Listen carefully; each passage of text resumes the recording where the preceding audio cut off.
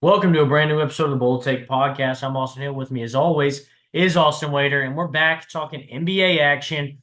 Look, we're here. We're at the conference finals. We're going to have an interesting NBA finals matchup, no matter how you slice these conference finals.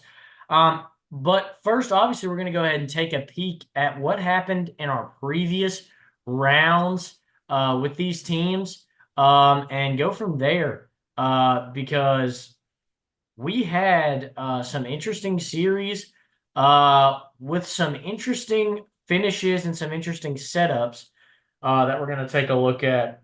So let's start with our series that ended first, in a series that I somehow accurately predicted winner and games, and that's the Indiana Pacers winning in 5 games against the 1 seed Cleveland Cavaliers. Uh, and look, this like a couple other series we're going to talk about. Injuries got out ahead of Cleveland early in this one. Now they did get a little bit fuller strength near the end of this series. But kind of, I'm going to go ahead and toot my own horn a little bit here. Kind of exactly how I put it. The Pacers got off to a hot start early in this series. They took advantage of the guys being down early. And so even when this team got closer to full strength, they just couldn't compete. The Pacers got out ahead and set their tempo and established the way they were going to play this series the whole time. And that was just tough for Cleveland to get back into this series. It was kind of leveled out with the injuries, and the Pacers used that to their advantage. Let me just say this. We both said on here, I said on another show, Pacers in five, baby. Pacers in five.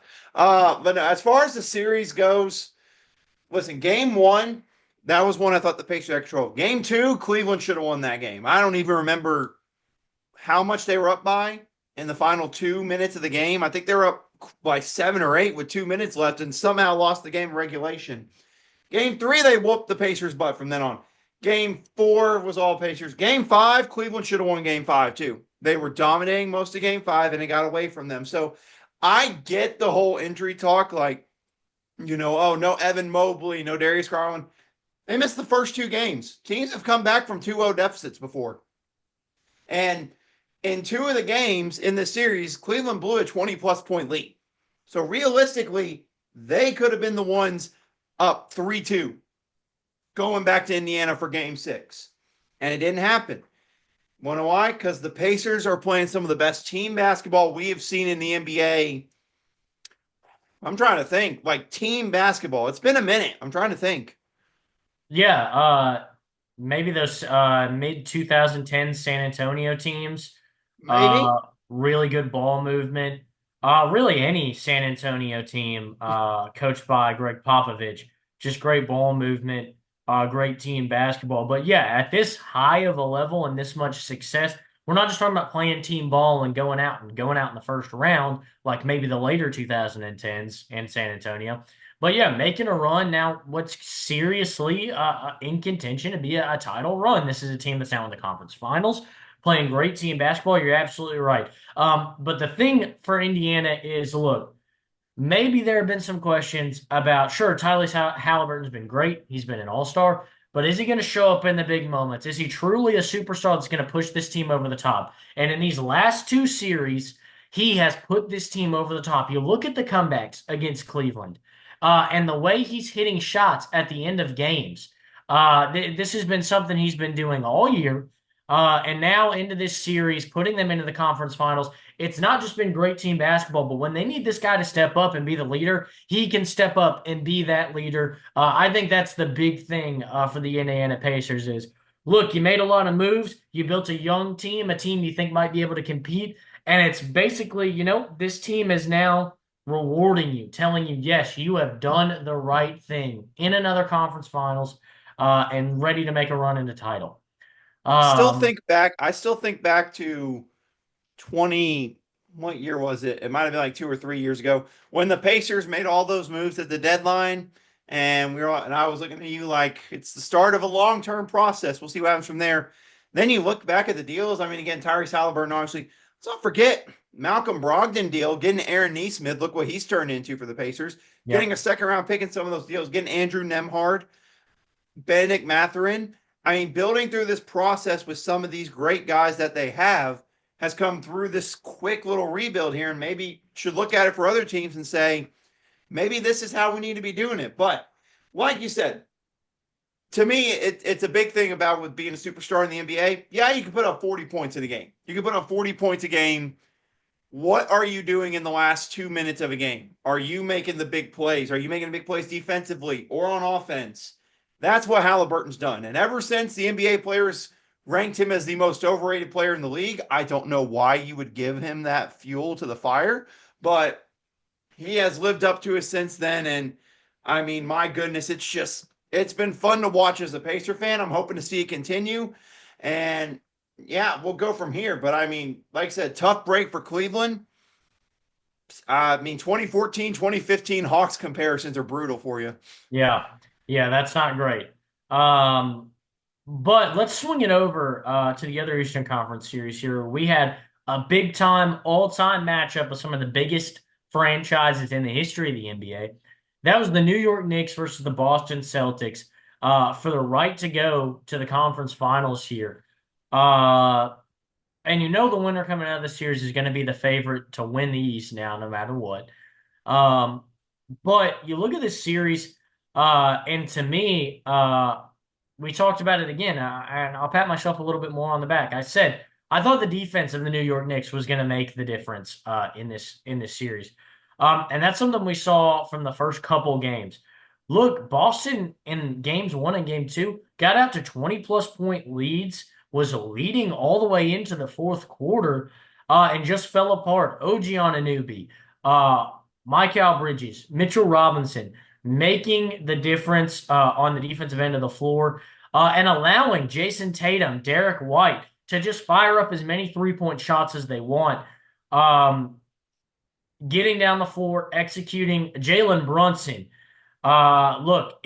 If you somehow have still not been on the Jalen Brunson hype train, I know all of New York has been since last year, but if you haven't, this series gave you some more signature moments for Jalen Brunson. We talk about what we talk about with Tyrese Halliburton. Same thing here. The game starts getting close. This team starts charging back on defense, and guess who's coming down the floor hitting up pull-up three-pointers in Drew Holiday's face? One of the I think it's fair to say at this point, Drew Holiday's career, one of the greatest perimeter defenders of all time. A guy who I think has an outside shot at the Hall of Fame. A guy we should definitely be considering. And he's going down the floor, pulling shots in this guy's face, making it look like nothing down the stretch over and over again. But this was a great effort, great play by this Knicks team. What I didn't understand was that Boston did not take advantage of after game one, they began to intentional foul Mitchell Robinson to get him out of the game at the end of games. And then they never took advantage of that. Again, I know it's something that everybody in the media has talked about, and it's something we're going to harp on here because it really is a big difference in at least the earlier games in this series. But this team could not stop shooting three-pointers.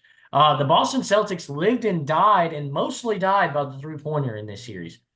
Couldn't knock it down. And like I said, the intentional fouls to get Mitchell Robinson off the floor and get Karl Anthony Towns back out there down low, I get it. Mitchell Robinson's one of the best post defenders in the NBA. You get Karl Anthony Towns in there who doesn't offer that exact same kind of presence. But then where is the attack at the basket? You're telling me you're wasting fouls, and with 3 minutes left in the game, you're putting them in the bonus.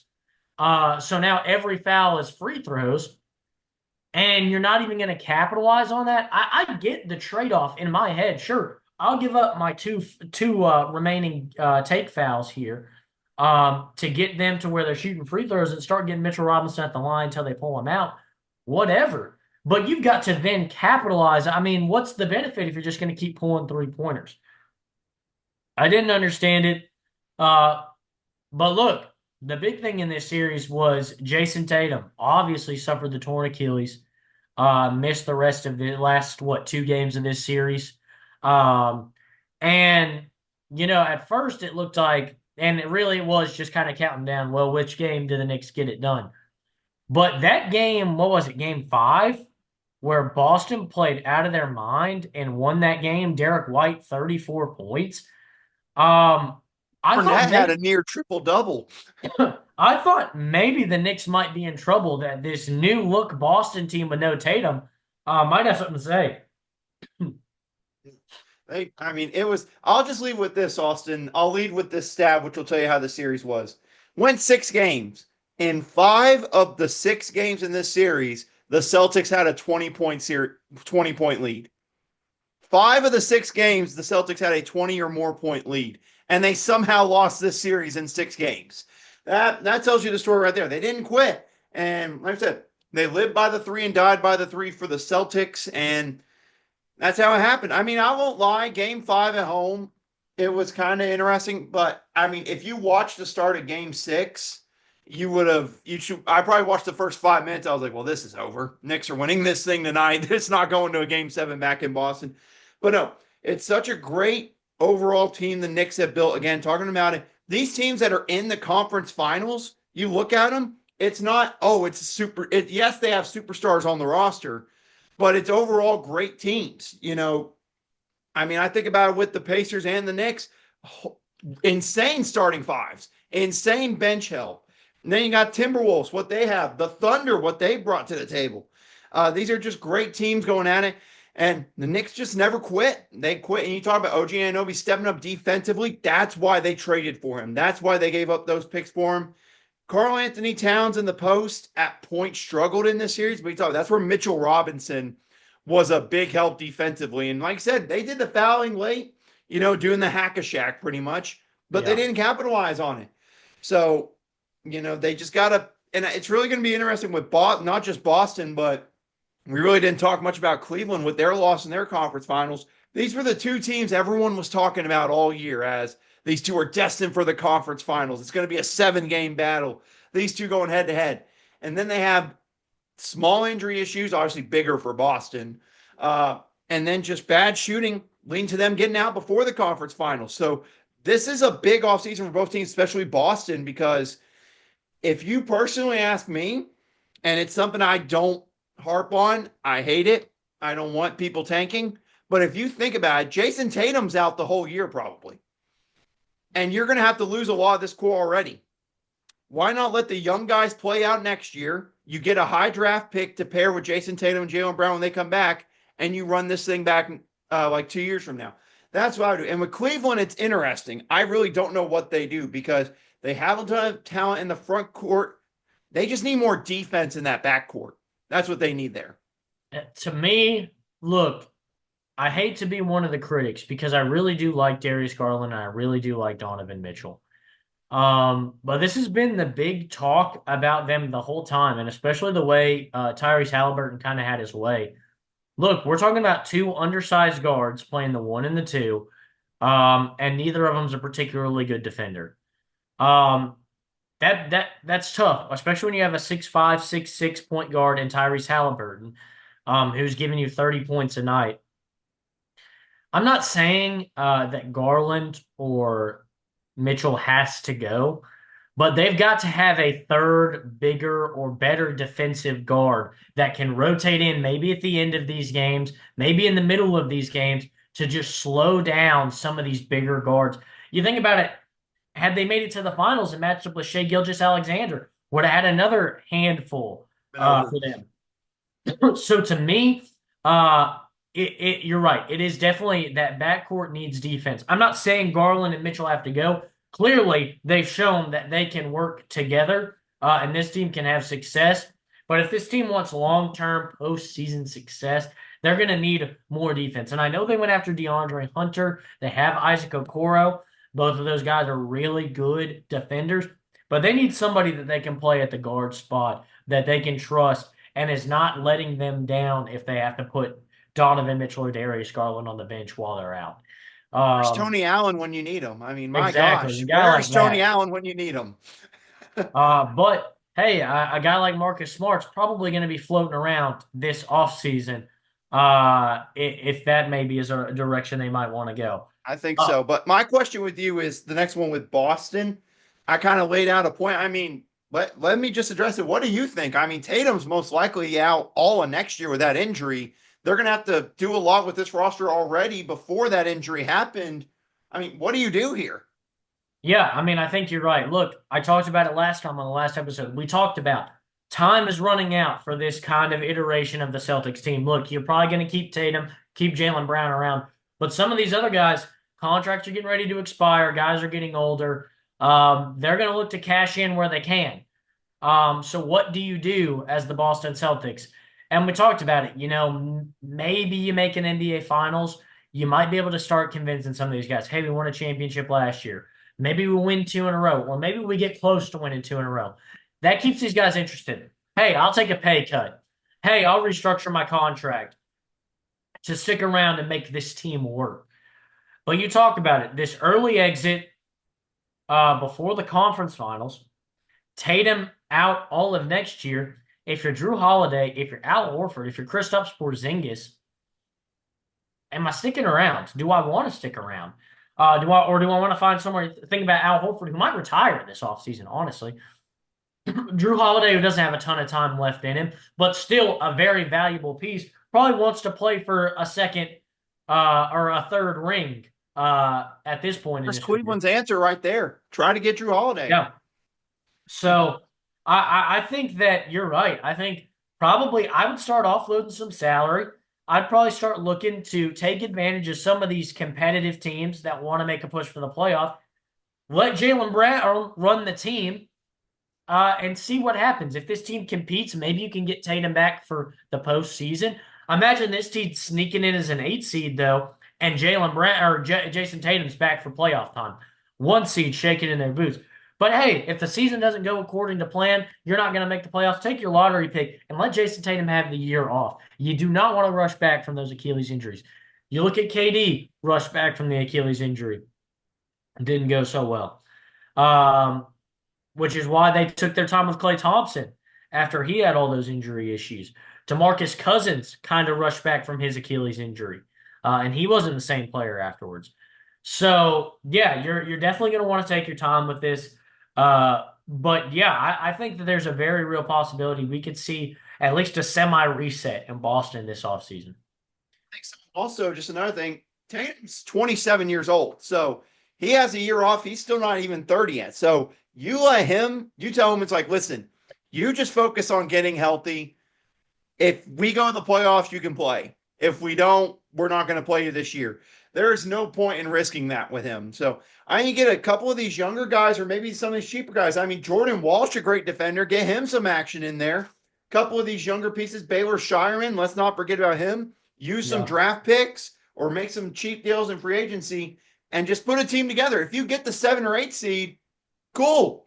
It's whatever happens there. You don't make the playoffs, guess what? You're going to have a fully healthy Jason Tatum, hopefully a fully healthy Jaylen Brown, potentially a top 10 lottery pick talent in the NBA draft to go along with maybe some more pieces when you make more moves to make another push. So that's to me what Boston should do, but it'll be very interesting to see what they do this offseason because next year's a big question mark.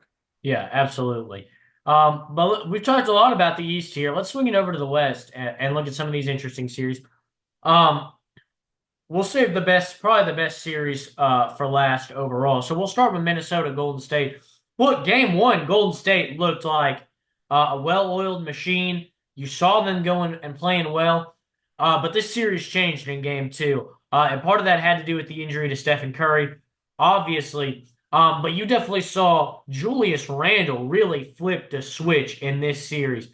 Look, this guy and this team caught some slack kind of on this move, trading away Karl Anthony Towns, bringing in Julius Randle, really buying in more to Rudy Gobert down low in his defense. And Rudy Gobert or Julius Randle had like a so-so kind of season. Wasn't bad, but wasn't exactly as explosive they were hoping.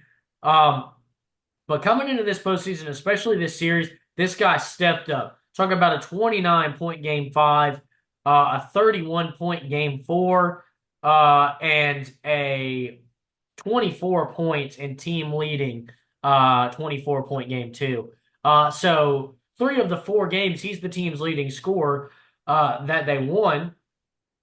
And then the game that they don't win, Anthony Edwards with the 31 points to lead the team. And he still contributed a solid 24 points, matched his total from game two and game three. So to me, absolutely huge there for them to just have that kind of explosion from Julius Randle. You hated to see it for the Warriors because of the way they looked in game one, the way that Tatum, or not Tatum, the way that Butler and Curry really played together. And it seemed that Jimmy Butler's kind of unlocked this different kind of beast in Draymond Green that I think has been awesome to see. It's, we always think about Curry, and Curry's always been the guy to talk him down. But it's like having another competitor in Jimmy Butler, another guy that has that same kind of edge. It only has sharpened Draymond Green. He's still not the same contributor that he was, but he's been different since the Jimmy Butler trade in the best way possible. It sucks because I had high hopes. I thought this series was going to potentially go 6 or 7 games. Steph injury happens and it just kind of ruined things. But talking about from Minnesota, you talked about Julius Randle was awesome in the series, taking over being the leading scorer.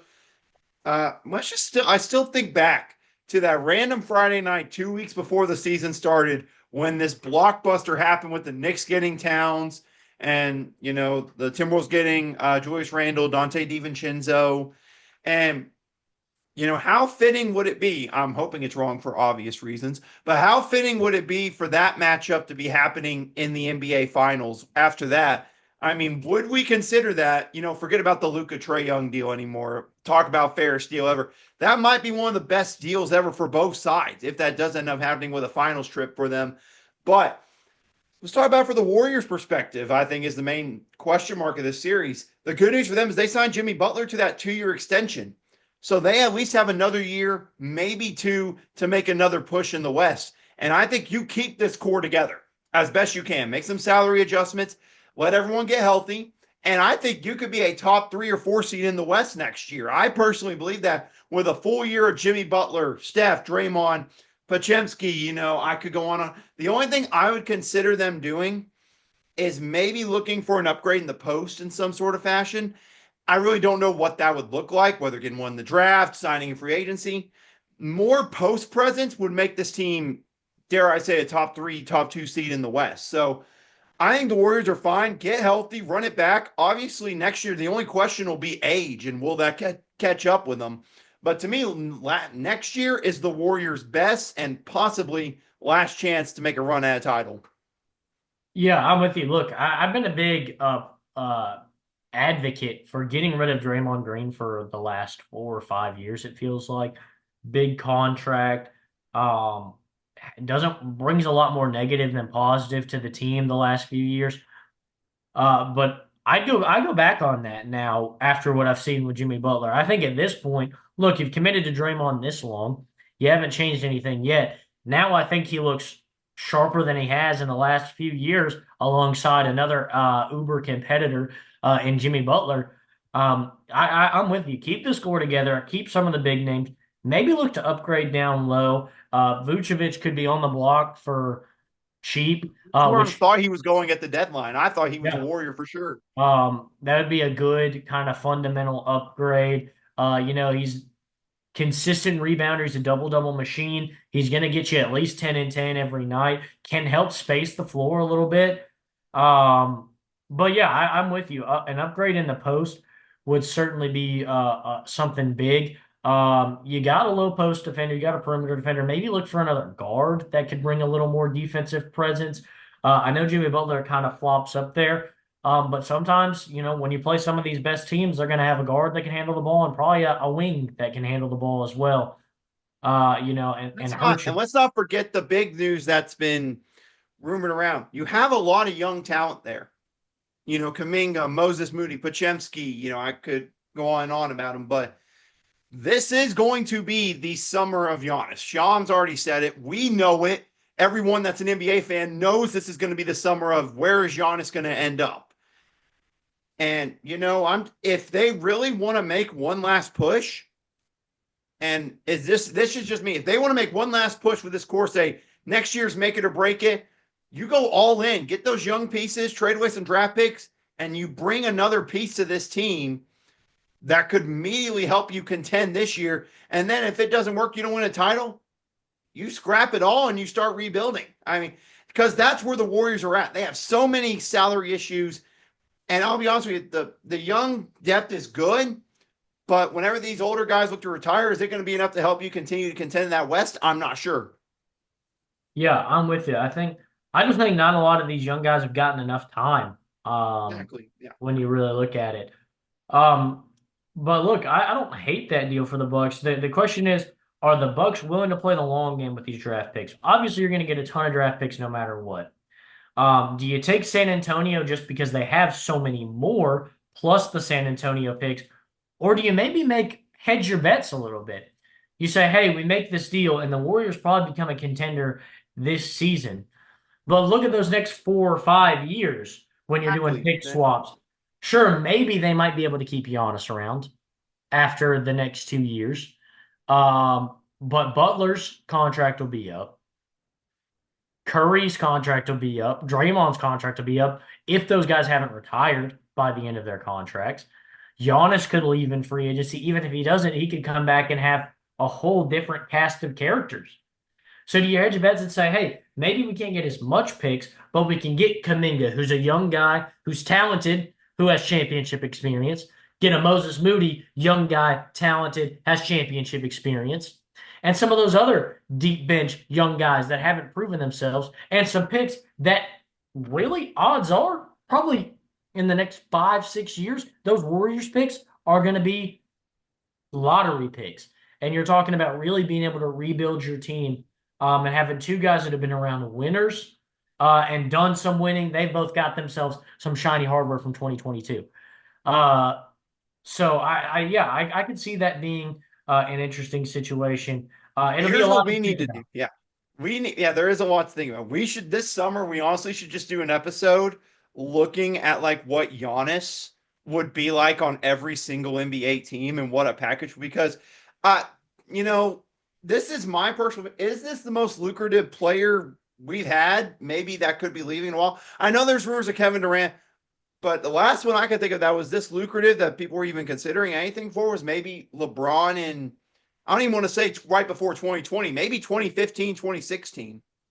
Yeah, it's an interesting situation. I think for me, with Kevin Durant, it was a lucrative deal, but I don't know. It doesn't have the same kind of hype. Kevin Durant Right. was substantially older, like 5, 6 years older than Giannis is. What last year, 2 years ago, with the last couple trades. Um, so Giannis now sits here, still in his prime, near the end of it, but still in his prime, has a ring, and is going to be an instant impact. Yeah, I think this maybe is the most lucrative deal we could ever see. Could have been the same case for Luka Doncic, but Nico Harrison decided that secrets were the right way to go about it. We all Um, know what really happened there with that deal. If you know, you know with that NBA draft lottery. I mean, I don't come know. on. I'm ready to see that number one pick get flipped for some veteran. That Giannis, did you see Brian Windhorst is like Giannis in Dallas? They've tried to make it happen before. They signed his brother a few years ago. I'm like, if he trades that for Giannis, it would honestly make sense. Get you arguably one of the best defensive players in the NBA. I yeah, mean, it would make sense for Nico to make them. They can't let Nico make that pick. They can't. They can't. I'm telling you, if you want the team to be built right and you want the Mavericks to go somewhere, Nico Harrison can no longer be affiliated with the front office. He can't be responsible for what happens with that pick. I honestly don't think the Mavericks are in a bad spot. I would trade it if I was the Dallas Mavericks. You have Kyrie, you have Anthony Davis. You either make that pick at Cooper Flag and you trade away Kyrie and Anthony Davis and you start building a new team, or you trade that pick away. I'm not saying Cooper Flag can't help a team be competitive right away. I don't think you should be overlapping the Cooper Flag era with the aging AD and aging Kyrie Irving era. Um, and talk about Kyrie. That's a guy whose personality I don't want rubbing off on my future superstar. Yeah. Uh, talking People about the forget way, he's coming off a torn ACL, I believe. yeah, He tore his ACL. So you're dealing with that too. I mean, if Nico really wants to make a push and be, like he said, a championship team now in defense, he would call Milwaukee and be like, "We'll give you the number one pick and more if you give us Giannis." yeah, there's a lot to hear out. But let's spin it into this last Western Conference series here. We had the Thunder taking on the Denver Nuggets, and this series went 7 games. It was a battle. Jokic and Shea Gilgeous-Alexander going at it. The top two front runners for the MVP, dueling it out. In the end, the Thunder come out top, winning Game 7 at home.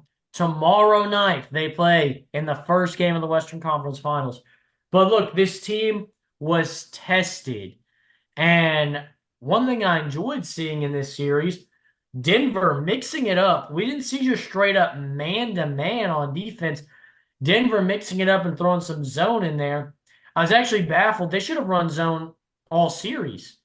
The Thunder Whole series. couldn't beat the zone. I don't know. I don't know if Adam Silver offered them some money to say, "Hey, stop playing zone so that the Thunder can win."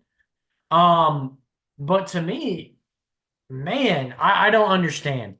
Um, look, I was rooting against the Nuggets in this series pretty much from the get-go. I'm still butthurt about the Mike Malone firing. I don't think it makes any sense. And I think right here, right now, we may have witnessed the end of the current iteration of the Denver Nuggets.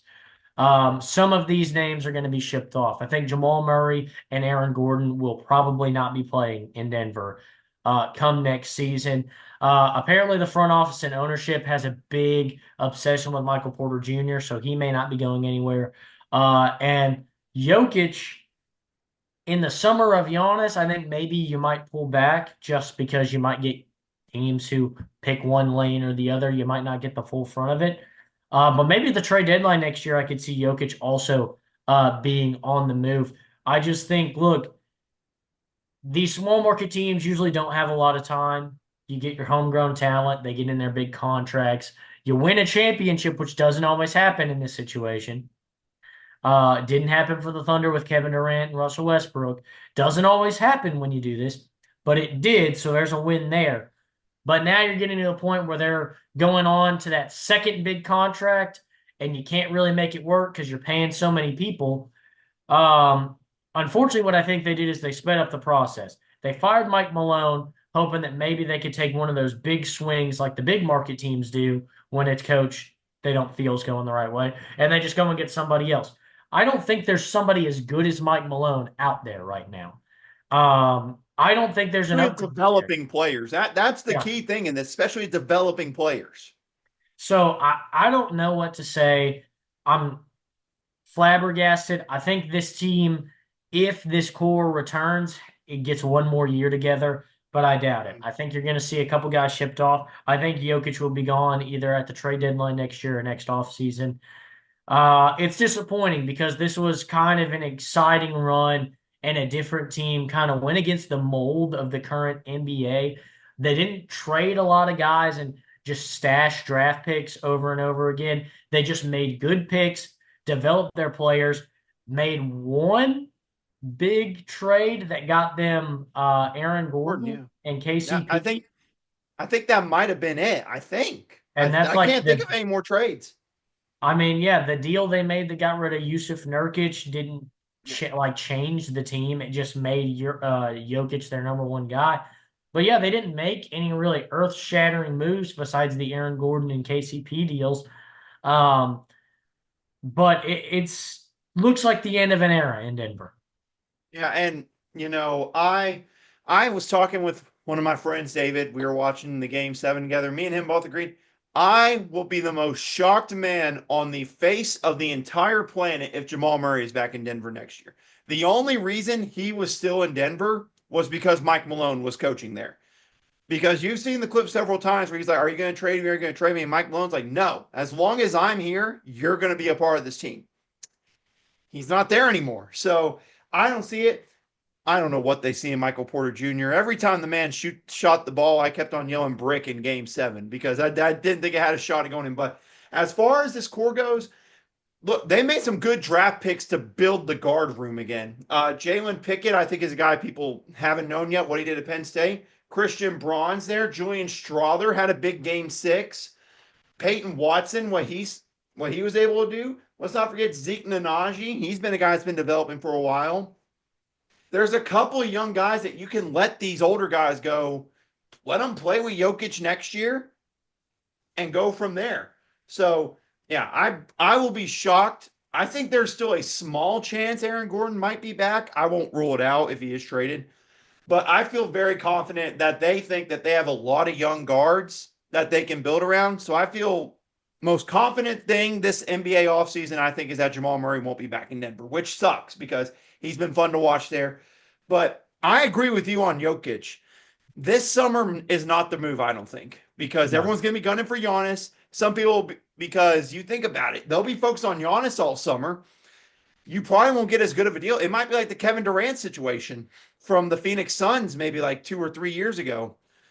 So I really don't know what to expect from Denver, with Aaron Gordon and maybe some of the forward positions. But I think their guard room has some positives for the future. But give credit to the Thunder. They grew up in this series, fell behind 2-1.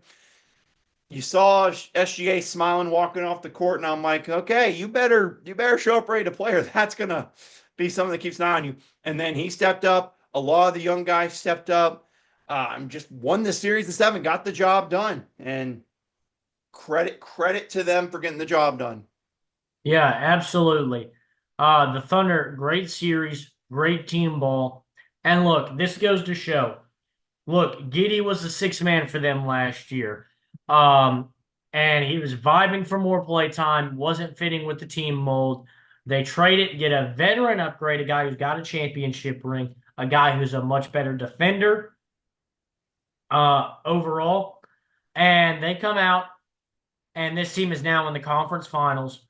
Look, it was the upgrades. It was the right decision. Look, they didn't take the biggest swing on veteran upgrade like we talked about last year.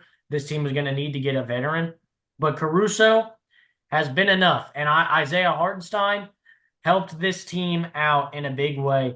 So it'll certainly be interesting to see this matchup. But let's talk these conference finals. Yeah, let's talk about them. Let's start with the Pacers and the Knicks, even though that'll be the second conference finals to get started. We know where your feelings lie with the Pacers. But look, this is going to be interesting. We've seen a lot of team ball, a lot of good teamwork in this series. I think the Knicks have the slight edge being a slightly better defensive team.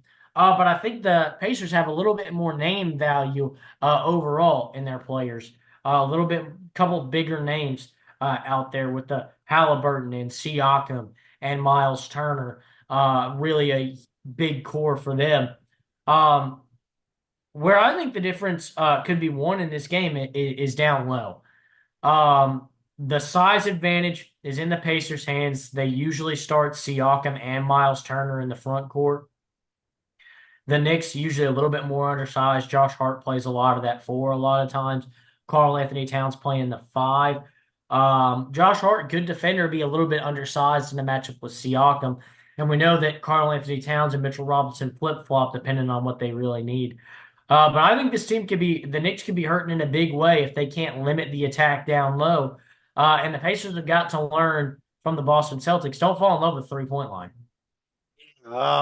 Listen, that was the thing that's kind of hurt the Pacers in some of the games when they got behind by 20 plus to the Cavs and a couple of them.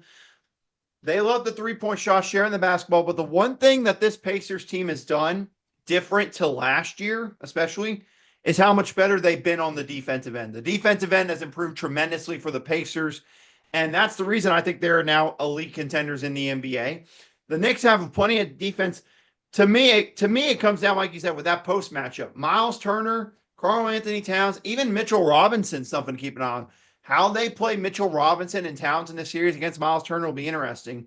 And the power forward spot, Pascal Siakam, maybe Obi Toppin. We'll see what goes on there. Like how much they play Obi Toppin in the series. Going against OG Anunoby or Josh Hart. And listen, I'm just speaking of from a personal thing, I'm just so excited. We get Hicks versus Knicks in the conference finals. If you know Yeah. to watch the 30 for 30 before the series starts Wednesday. That is my plan tonight, is to watch the 30 for 30 tonight before the conference finals do begin. So I think this is going to be a fun series. Like I said, these are two teams I think share the basketball. And also, I'm just excited to see the point guards in this match. Even if I wasn't a Pacers fan, this point guard matchup is going to be so much fun. You got two guys that were in situations on other teams beforehand where they were really good, but they were behind people in front of them on that team. Jalen Brunson came off the bench because of Luka. Tyrese Halliburton was in Sacramento playing behind De'Aaron Fox and Davion Mitchell. So now they get to come to these other teams and step up and show how good they can be. This is going to be such a fun series, I think. I think this goes at least 6 games, barring injuries, and that was something that happened last year with the Pacers and the Knicks. Some injuries in game 7 was kind of the Knicks' undoing. Yeah, absolutely. This is going to be an exciting series, exciting matchup. Um, Look, I like the way this looks. I think it's going to be fun. I think the edge, especially when these teams play their home games, you got to win your home games. You're going to have the fans on your side. The environment's going to be crazy. Like we said, Hicks versus Knicks. This is a big rivalry in the NBA. And these teams will be ready to renew some bad blood. With that being said, let's take a look at the series. Who do you think's going to win? How many games? And who is your Larry Bird Eastern Conference Finals MVP? All right. Well, as you all know, I'm a Pacers fan, so this will be probably as biased as it gets. And you know what? I don't care. I'm going to go Pacers in 6. Mainly, I don't know this year if the Pacers, if it goes to a game 7 in Madison Square Garden, I don't know if they win it, unlike last year. So I think the Pacers need to win it in game 6 at home, would probably be their best chance, or come ready to play in games 1 and 2. You steal a game in the Garden, this series gets very interesting for you if you steal a game in the Garden.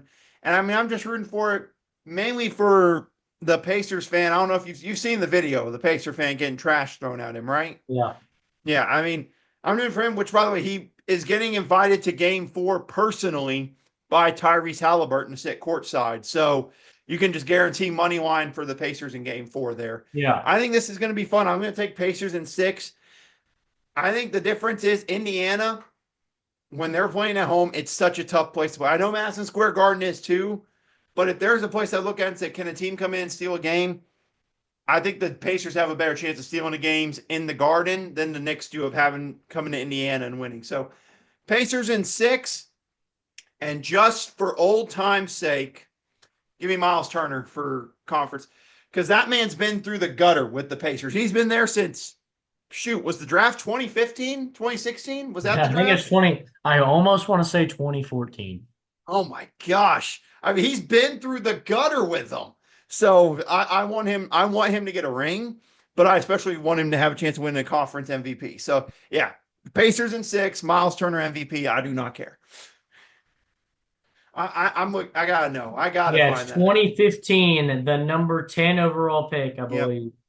I remember. I 11. remember watching the draft. I was like, that is a great pick.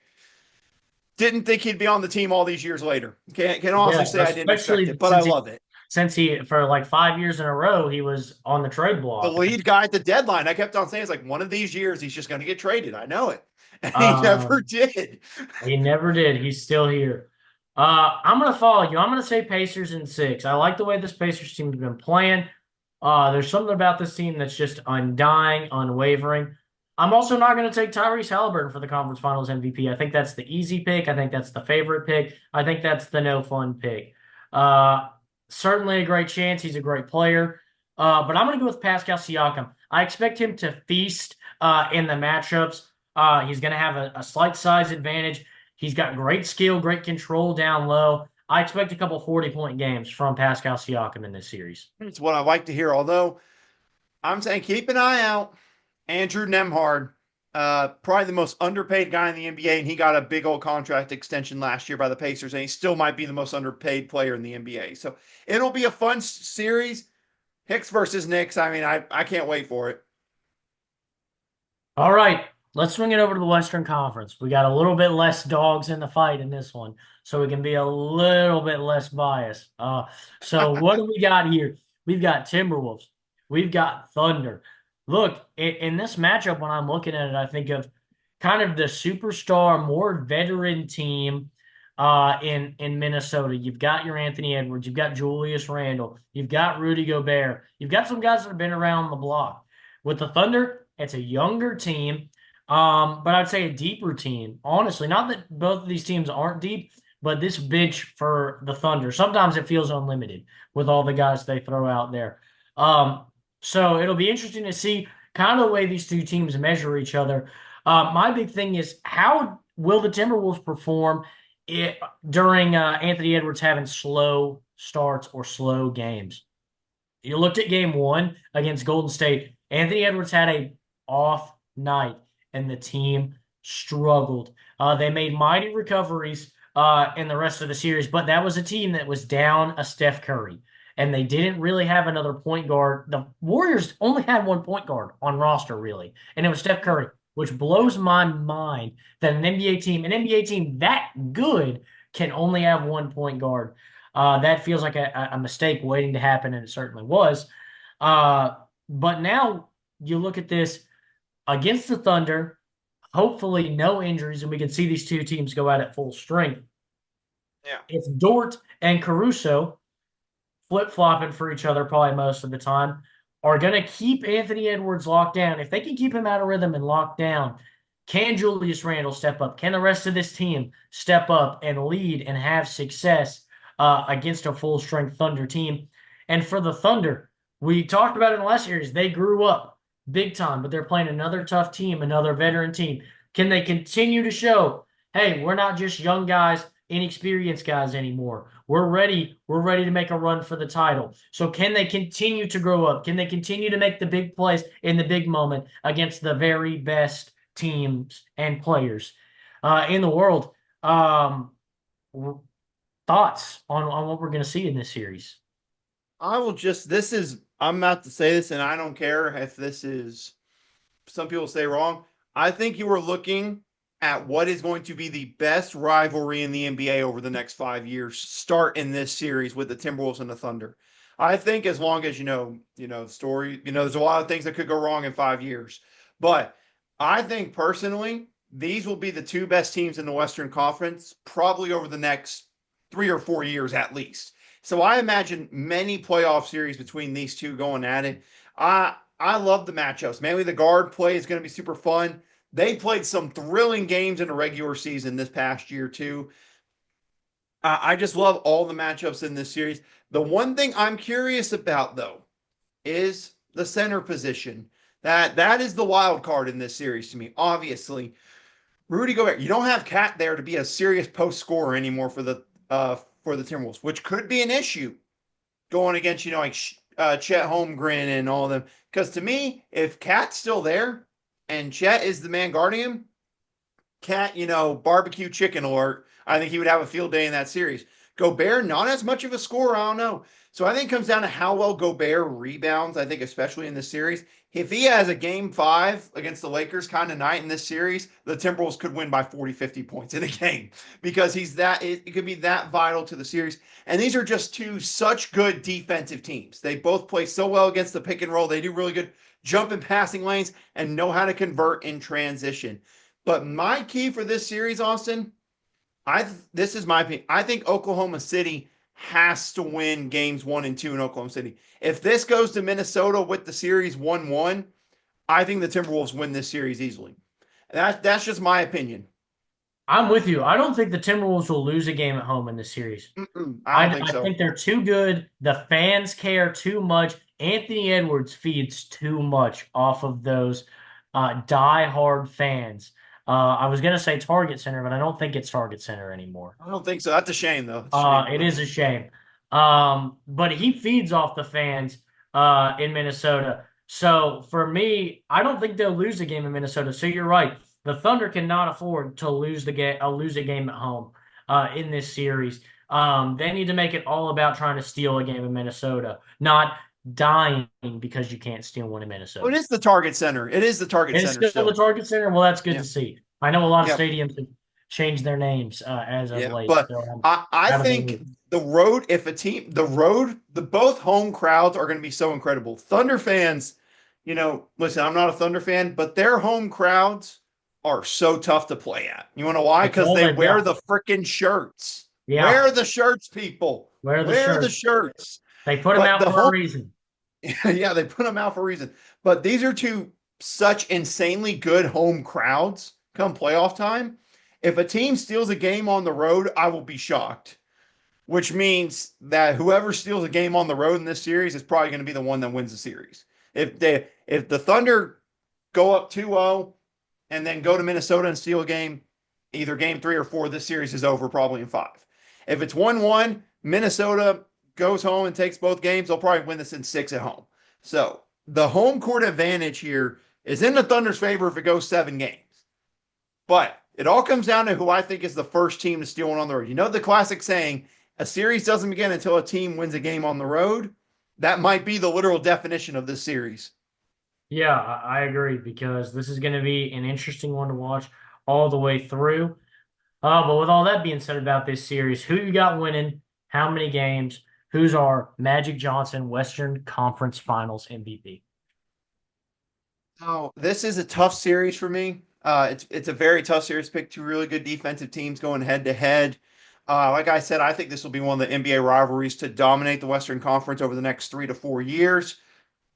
I'm gonna give an edge to Minnesota. I think just a little bit more experience. Plus, and this is my opinion on it, I think there is more of a killer instinct in Anthony Edwards that can win a game or two on the road compared to the Thunder players. That's nothing against the Thunder players, very talented. But when I look at it, it's like, which of these guys do I want to be on my team to steal a game on the road?